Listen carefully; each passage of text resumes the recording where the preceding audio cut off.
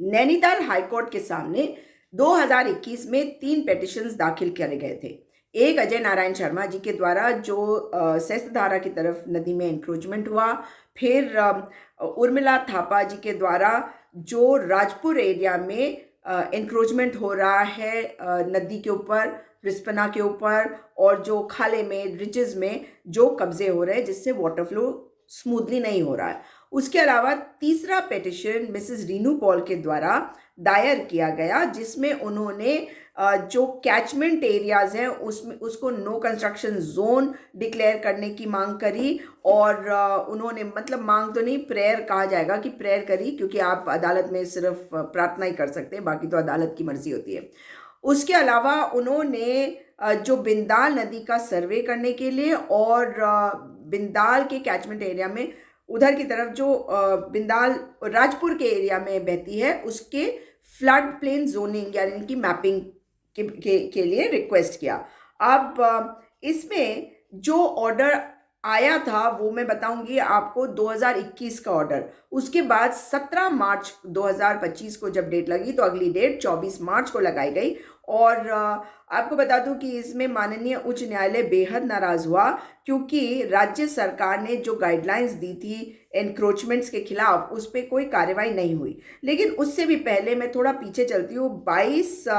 22 दिसंबर 2021 को जब ऑनरेबल जज नारायण सिंह धनिक जी और चीफ जस्टिस राघवेंद्र सिंह चौहान जी ने एक ऑर्डर पास किया था और मिसेस रीनू पॉल के केस में, जिसमें उन्होंने कहा था द डिस्ट्रिक्ट मैजिस्ट्रेट देहरादून, जो रिस्पोंडेंट नंबर 6 थे, उनको निर्देशित किया था कि वो फ्लड प्लेन्स की मैपिंग करें और बिंदाल राव नदी का जो क्षेत्र है राजपुर में उसका सर्वे करें, और उन्हें अगली तारीख पर इस रिपोर्ट को सबमिट करना था। और कहा गया था कि इस केस को 4 हफ्ते के बाद लिस्ट किया जाए। अब ये बात है 22 दिसंबर 2021 की, और अब हो चुका है मार्च 2025, वो भी खत्म होने जा रहा है। लेकिन अब अगर मैं आपको कहूँ कि इस पर कोई कार्रवाई नहीं हुई, मतलब न्यायालय ने आदेश दिए और सरकार की तरफ से कोई कार्रवाई नहीं हुई। जब सर्वे के बारे में कहा गया या फ्लड प्लेन जोनिंग को कहा गया कि फ्लड प्लेन मैपिंग, तो इसकी रिपोर्ट बनाकर उन्हें भेजना था। हाँ, बीच में ये ज़रूर आया था कि बिंदाल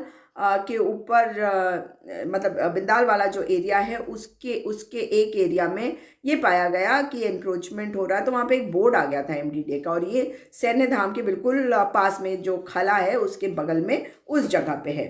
अब आ जाते हैं कि इसके आगे हुआ क्या है।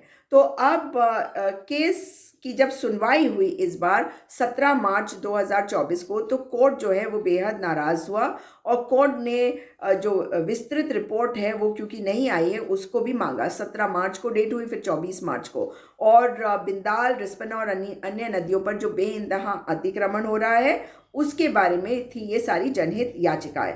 और नाराजगी किस बात की है, उन्होंने म्यूनिसिपल कमिश्नर को 17 मार्च को कहा कि वो स्वयं प्रेजेंट रहें कोर्ट में, और सचिव वन और सचिव राजस्व को कहा कि वो वर्चुअली कोर्ट के समक्ष प्रस्तुत हो। और कोर्ट ने फिर राज्य सरकार को ये भी कहा कि जो रिपोर्ट उन्हें पेश करनी थी उसको अभी तक पेश क्यों नहीं किया गया है।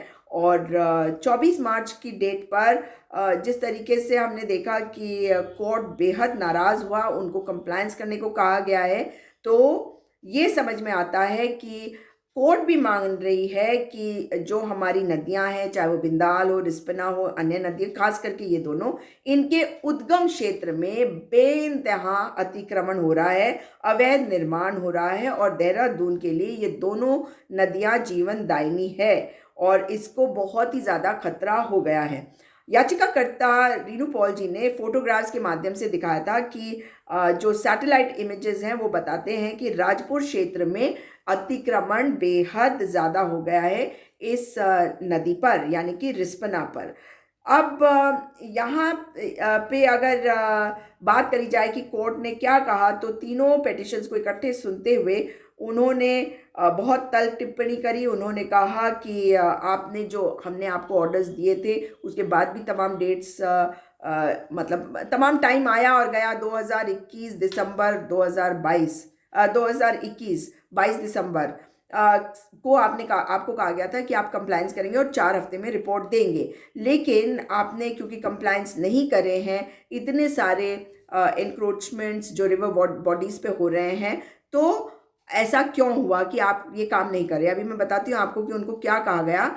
तो ये तीनों केसेस में जो देहरादून घाटी है उसमें राजपुर के एरिया में जो वाटर बॉडीज़ हैं, चाहे वो बिंदाल हो, रिस्पना हो, इनका कैचमेंट एरिया, उनको नो कंस्ट्रक्शन जोन बनाने के लिए, और एक और पिटिशन भी दाखिल करी गई कि जो प्राइवेट इंक्रोचमेंट्स एक छोटी नदी के ऊपर हो रहे हैं सहस्त्रधारा की तरफ, उसको भी रोका जाए।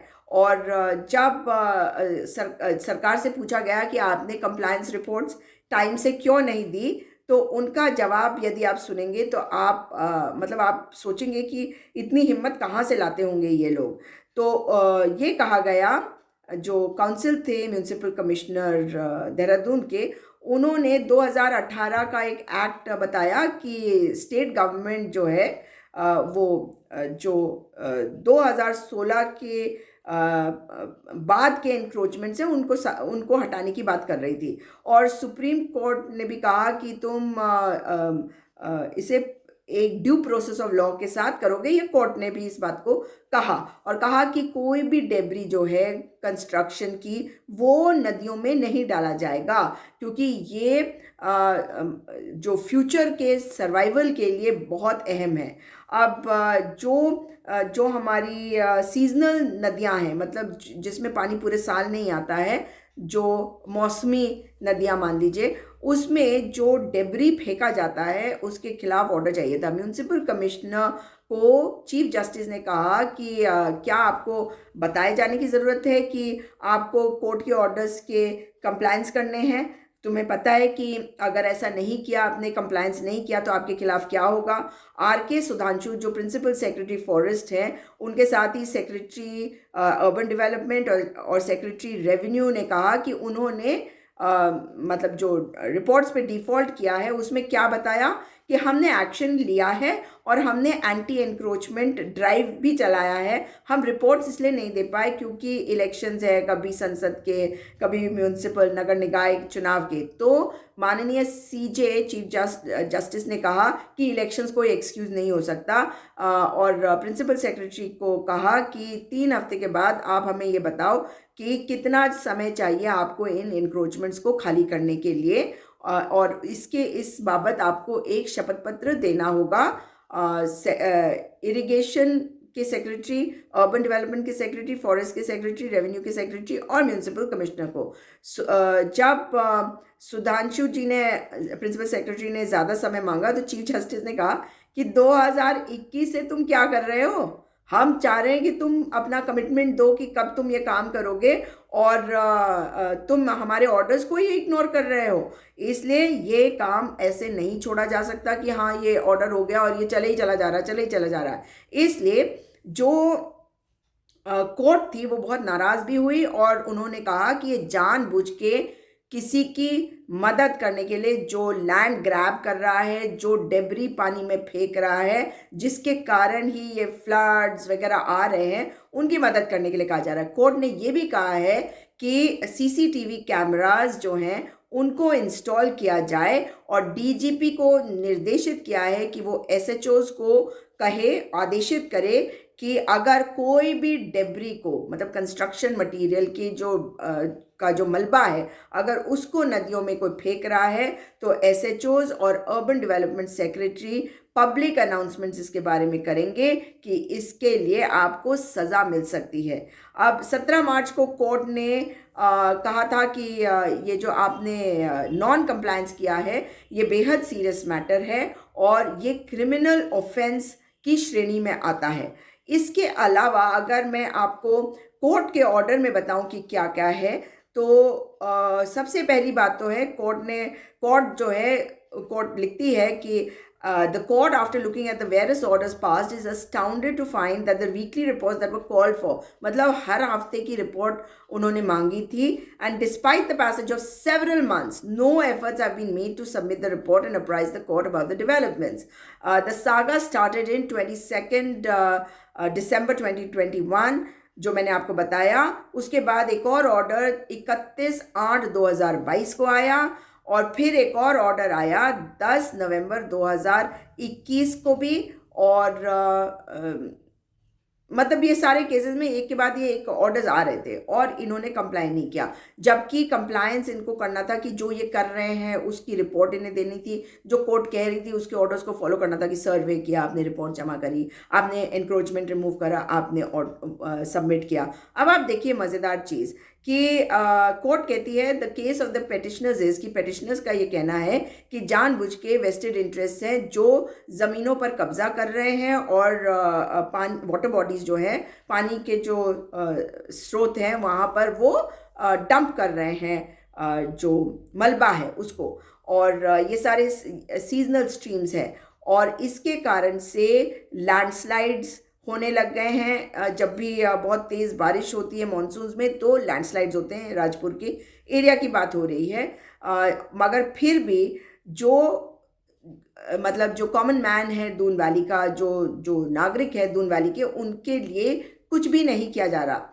और सरकारी वकील जो हैं उन्होंने कहा कि नहीं, उन्होंने सारा काम वो बहुत अच्छी तरह से किया और मेजॉरिटी जो है काम का वो पूरा हो गया और थोड़ा सा ही काम रह गया। सोचिए, वो कह रहे हैं कि अतिक्रमण हट गया और सर्वे पूरा हो गया और सब चंगासी और नदियों पे कोई दिक्कत नहीं हो रही है और ज़्यादातर काम खत्म हो गया। अब सुनिए RK सुधांशु प्रिंसिपल सेक्रेटरी क्या कहते हैं। भैया हद्दी है भाई, ये फॉरेस्ट के हैं प्रिंसिपल सेक्रेटरी फॉरेस्ट, ये भी कह रहे हैं कि हाँ हमने ज़्यादातर काम खत्म कर। आपको दिख रहा है ज़्यादातर काम, बेवकूफ़ किसको समझ रखा है। ये कह रहे हैं कि 87% of the work has been completed, implying thereby that the majority of the debris had been removed from the water bodies, that is seasonal streams. This is hotly contested by the petitioners. Petitioners ने of course इसके खिलाफ बोला कि ये क्या बोल रहे हैं, क्योंकि principal secretary forest RK Sudhanshu का कहना था कि 87% काम हो चुका है, मतलब नदियों में से अतिक्रमण हट चुका है, और जो नदियों में जो डंपिंग करी गई है जो डेब्री की, यानी कि जो मलबे की, उसको भी हटाया जा चुका है, साफ करा जा चुका है। करीबन 87% साफ हो गया। आप मुझे बता दीजिए अगर आपने इनको साफ करते हुए देखा हो, मतलब कोर्ट में भी जाकर ही झूठ बोल रहे हैं। तो जो पेटिशनर्स थे उन्होंने इसको कंटेस्ट किया कि ये झूठ बोल रहे हैं। फिर कोर्ट ने कहा कि हमने बार बार कहा है कि जो PILs होते हैं वो कोई आपसे लड़ने के लिए नहीं आ रहे हैं, वो आपको एक सोल्यूशन देने के लिए आ रहे हैं ताकि जनहित का कार्य हो, मतलब लार्जर गुड में लोगों का फ़ायदा हो। और मतलब ये इनकी रिस्पॉन्सिबिलिटी है जो पेटिशनर्स हैं कि इस चीज़ को वो कर रहे हैं, और आपकी ये रिस्पॉन्सिबिलिटी है, मतलब सरकार की रिस्पॉन्सिबिलिटी है कि इन इश्यूज़ का समाधान आप दे, और जो मलबा पानी में डंप किया जा रहा है वो वैसे भी इलीगल और सज़ा मतलब पनिशेबल है, उस पर सज़ा होती है। तो ये आपके ऊपर है कि इस तरह का मिसचिफ और न्यूसेंस कैसे रोके। और फिर भी इतना लंबा समय बीत गया है, इस कारण से हम आपको ये कहना चाहते हैं, आपके जितने डिपार्टमेंट्स हैं, कि आप कमिट करें कोर्ट को, आप कोर्ट को बताएं कि कौन सी तारीख तक ये सारे के सारे जो रुकावटें हैं पानी के बहाव में, उनको आप वाटर बॉडी से हटाएंगे, और ताकि जो पानी है वो फ्रीली नीचे की तरफ जा सके। उससे रिस्पना और बिंदाल का भी फ़ायदा होगा, जो पानी को नीचे की तरफ ले जाते हैं डाउनस्ट्रीम, जो कृषि का क्षेत्र है वहाँ पर। और कोर्ट ने ये कहा कि भाई आप इसके बारे में बिल्कुल क्लियर हमारे को रिपोर्ट दें कि कब तक आप ये काम कर सकेंगे। ये सब मत बताइए कि इतना काम हो गया, क्योंकि आपकी इस बात को तो कोई मान नहीं रहा है। और इस कारण से हमें लगता है कि जो मलबे को पानी में डालकर मिसचिफ और न्यूसेंस क्रिएट कर रहे हैं उन पर बहुत कड़ी कार्रवाई होनी चाहिए, और अथॉरिटीज़ को ये निर्देशित किया गया कि CCTV कैमरास स्ट्रेटेजिक जगहों पर इंस्टॉल करे जाए, ताकि इस तरह के लोग और वेस्टेड इंटरेस्ट जिनका है उनको कैप्चर किया जा सके और कार्रवाई की जा सके। और अगर कोई भी लैंड वाटर बॉडीज़ के ऊपर एनक्रोच किया गया तो अथॉरिटीज़ को कहा गया है, यानी कि सरकार को, कि आप इमीडिएट एक्शन लीजिए और ऐसे नए इंक्रोचमेंट्स तो बिल्कुल भी आने न दीजिए।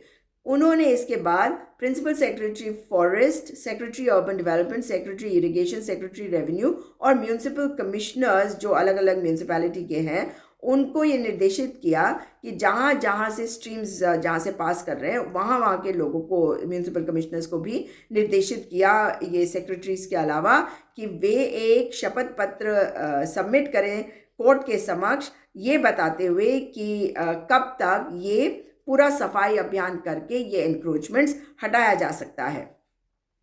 और इसके अलावा उन्होंने डीजीपी को भी, जैसा मैं आपको बता चुकी हूँ, इशू किया एक ऑर्डर कि आप एफआईआर रजिस्टर करने के लिए एसएचओस को निर्देशित करें अगर कोई भी वाटर बॉडीज़ के अंदर मलबा फेंक रहा है उसके खिलाफ एक्शन लेने के लिए कहा।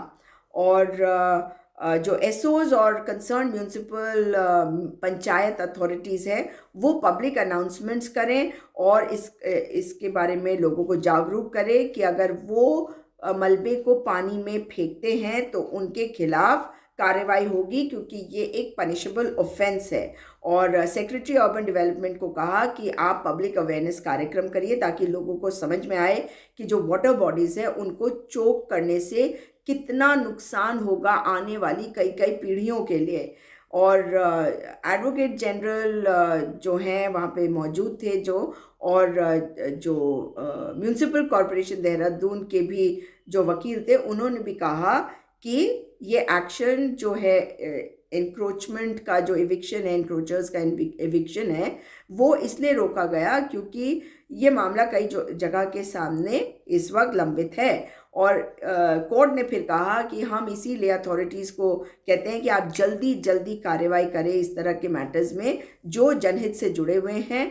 और अगली तारीख पर सारे ऑफिसर्स मतलब वर्चुअली प्रेजेंट रहें, दैट इज़ 15 अप्रैल 2025। और ये ऑर्डर है जस्टिस आलोक महरा जी का और चीफ जस्टिस जी नरेंद्र जी का। मैं तो यही कहूँगी कि कम से कम कंप्लायंस पर किसी ने तो जोर दिया, वरना एक ऑर्डर, 2 ऑर्डर, 3 ऑर्डर, 4 ऑर्डर आ गए लेकिन कंप्लायंस नहीं हुआ, है ना कमाल। और बहाना क्या मान रहे हैं, ये मतलब मार रहे हैं बहाना। प्रिंसिपल सेक्रेटरी फॉरेस्ट सुधांशु जी कह रहे हैं कि हम बिज़ी हो जाते हैं क्योंकि इलेक्शन हो जाते हैं। अरे इलेक्शन तो होते रहेंगे, आपका जो काम है, आपको जो कोर्ट ने कहा है वो क्यों नहीं करते, क्योंकि ये जनहित से जुड़ा हुआ मामला है। लेकिन एक चीज़ तो ज़रूर है कि एक कदम किसी ने अगर आगे बढ़ाया है और कोर्ट कुछ कह रही है तो अगर अधिकारीगण सुनते नहीं हैं तो ये तो बेहद दुर्भाग्यपूर्ण है, क्योंकि कोर्ट से बड़ा कोई नहीं होता। और अधिकारियों की ये जिम्मेदारी होती है कि कोर्ट कुछ कह रही है तो आप उसको कंप्लाई करिए। अगर कंप्लायंस करेंगे तभी तो आप जनहित के कार्यक्रम कर सकेंगे। लेकिन मैं आपको बताना चाहती थी कि ये जो तीनों केसेस हुए हैं ये नदियों को लेके हुए, एंक्रोचमेंट्स को लेके हुए, जो डेब्री फेंकी जाती है उसको लेके हुआ, और नो कंस्ट्रक्शन जोन्स जो कैचमेंट एरिया है, जो ऊपर का एरिया है, जो उद्गम स्थान है, वहाँ पे नो कंस्ट्रक्शन एरिया डिक्लेयर करने के लिए ये प्रेयर करी थी रीनू पॉल जी ने। उसके अलावा उर्मिला थापा जी का मैं आपको बता चुकी हूँ, अजय नारायण शर्मा जी का भी बता चुकी हूँ, उन्होंने भी जो केसेस करे थे सब क्लब कर दिए गए। अब देखना तो ये होगा कि अप्रैल 15, 2025 को क्या कंप्लायंस रिपोर्ट सबमिट करी जाती है। प्रिंसिपल सेक्रेटरी फॉरेस्ट सुधांशु जी ने ये कहा है कि 87% डेब्री हटा दिया, नदियाँ साफ हो गई। वो बता रहे नदियाँ साफ हो गई, कौन सी नदियाँ साफ हो गई, कहाँ रहते हैं आप, इतना झूठ क्यों बोल रहे भाई, कोर्ट के समक्ष जाके बोल रहे हैं। आप क्या सोच रहे हैं वहाँ पे कोई जनता थोड़ी आ रही है, लेकिन हमारे जैसे लोग हैं ना जनता को बताने के लिए, इसलिए झूठ बोलने वाले आपको कौआ काटेगा, कौआ। लेकिन खैर मजाक अलग है और सीरियसनेस इस बात की है कि सवाल उठाइए, क्योंकि सरकार की जिम्मेदारी है कि जनता के लिए कार्य करे और जो कोर्ट कहती है जनहित के कार्य के लिए उसका अनुपालन करे। और अगर अनुपालन नहीं किया गया तो सीधे सीधे दिखता है कि मुख्यमंत्री पुष्कर सिंह धामी जी किसी को काम नहीं करने देते, कोर्ट की बात भी नहीं मानते, और जब कोर्ट आदेशित करती है तो उनसे कंटेम्प्ट कराते हैं कोर्ट का। कोर्ट ने जो कहा है उस काम को नहीं करने के लिए बहाने मिलते हैं इनके अधिकारियों को। इस वीडियो को अधिक से अधिक शेयर करिएगा, इस चैनल को सब्सक्राइब अवश्य करिएगा। दोबारा मुलाकात होगी। नमस्कार, जय हिंद, जय उत्तराखंड।